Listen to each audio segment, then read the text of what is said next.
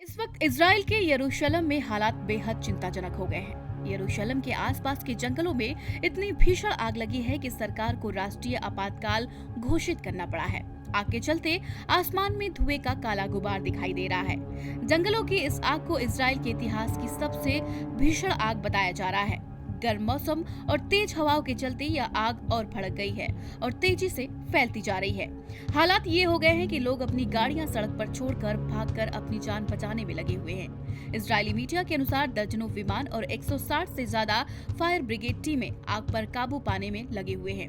वहां की सेना भी खोज और बचाव अभियान में सहायता कर रही है। आग इतनी बुरी तरह प्रभावित कर रही है कि वहां की सरकार को अंतर्राष्ट्रीय मदद मांगनी पड़ी, जिसके बाद कई देशों ने घोषणा की कि वे इजराइल में लगी आग को बुझाने में सहायता के लिए विमान भेज रहे हैं। सवाल ये है कि ये भयानक आग लगी कैसे। इजराइल के राष्ट्रीय सुरक्षा मंत्री इटमार बेन ग्वीर का कहना है कि हो सकता है कि किसी ने साजिशन ये आग लगाई हो।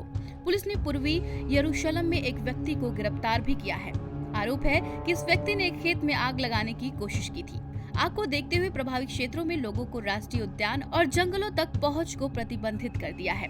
रेल मार्ग भी बंद कर दिए गए हैं। जानकारी के लिए आपको ये भी बता दें कि इजराइल में ऐसा पहली बार नहीं है कि इतनी भयानक आग लगी हो। दरअसल 2010 में माउंट कार्मेल में भी विनाशकारी आग लग चुकी है। उस आग में 44 लोगों की जान चली गई थी और 12,000 एकड़ से ज्यादा जमीन जलकर तबाह हो गई थी। यरूशलेम के आसपास फैली यह भीषण आग न केवल एक पर्यावरणीय आपदा है, बल्कि मानवीय संकट में भी बदलती जा रही है।